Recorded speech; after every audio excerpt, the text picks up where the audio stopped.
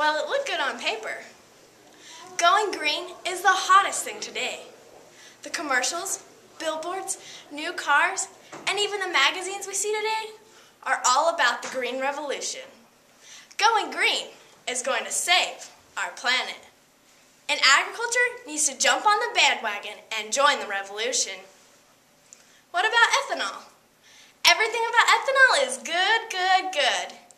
Ethanol is renewable and comes from agriculture crops that we already produce. The use of ethanol will reduce the use of gasoline and will one day replace our dependence on foreign oil. The production of ethanol will increase industry jobs as well as create more jobs for corn producers. What about wind and solar energy? Wow, we can use resources that will always be there and that don't harm our environment. Wind and solar energy generation produces 0 carbon emissions. And where do we set up wind and solar operations? That's right, on agriculture land. We could put a wind turbine or a solar panel in a pasture with minimal interference. This green stuff is right up our alley. Go ag, go green. Biomass? I stepped in what? Oh yeah, that's right. Biomass will one day power our nation. Biomass is the most abundant resource in the world. It's renewable, and agriculture land can be used as a source for agriculture crops, for biomass. Biomass will create new jobs in rural areas, thus reducing the unemployment rate. Biomass is way more than what you scrape off your boots. At this point, agriculture and the green revolution are starting to look like a comic duo from a superhero book. But hold on, and wake up, agriculture. It's time for a reality check. All these lofty ideals about saving the world using agriculture as a medium are completely inefficient. Sure, they look good on paper, and even better when you're a politician running for office. But when you really start looking into their effectiveness, it paints a completely different picture. One of our biggest challenges today is producing food for a growing nation, and ethanol won't help. One study predicts that the effect of ethanol on food prices may increase the number of chronically hungry people worldwide by 600 million by 2025.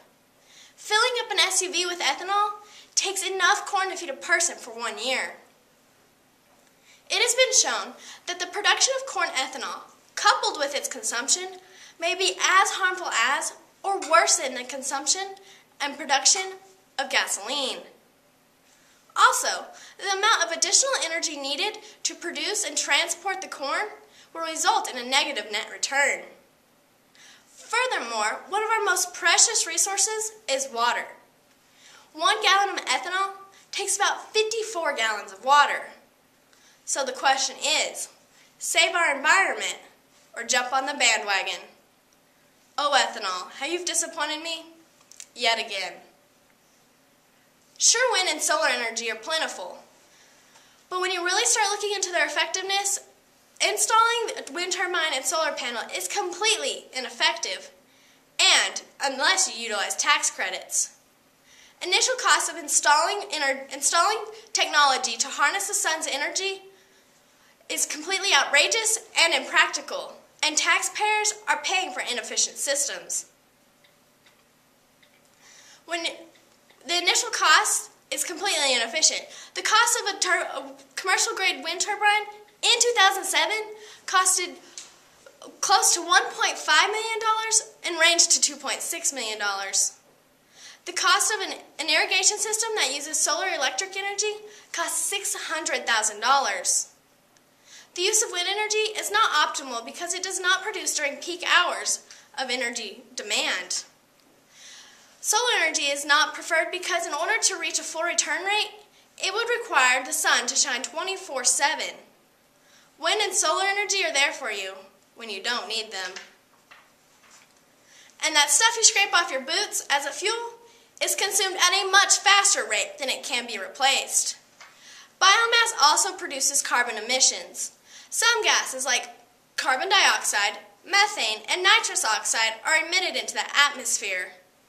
for large-scale crop productions would require enormous amounts of land and water. Biomass is expensive to harvest, collect, and store raw materials. With current production methods, it would require enormous amounts of land to replace all gasoline and diesel. With current technology, it is unfeasible for biofuels to replace the demand for petroleum. Also, the cost of technology needed to process and recycle waste is also presented. If agriculturists stick to what we know and continue to be efficient, we could be able to market green with the things we're already doing. Instead of jumping on the bandwagon with the next big thing, agriculturists need to do a better job of marketing what we already do best, which is produce a safe, inexpensive food supply, while practicing sustainability. By practicing sustainability, farmers today grow 5 times as much corn on 20% less land than they did in the 1930s. And while corn producers produce 70% more corn with 7% more corn per pound of fertilizer than they did in 1970. And finally, reducing tillages and improving farm management practices has reduced soil erosion by 43% in the last 20 years. Also, soil loss per bushel of corn has dropped by 69% in this last 20 years as well. When we practice sustainability, we are able to market products that merit market differentiation and are able to be marketed as green. Agriculture was green before green was cool. Instead of going green to save our planet, go agriculture to save our planet. For American agriculturists, every day is Earth Day, and every day gives us an opportunity to feed a growing nation, regardless what is seen on commercials and heard from politicians. Thank you. All right, is that it?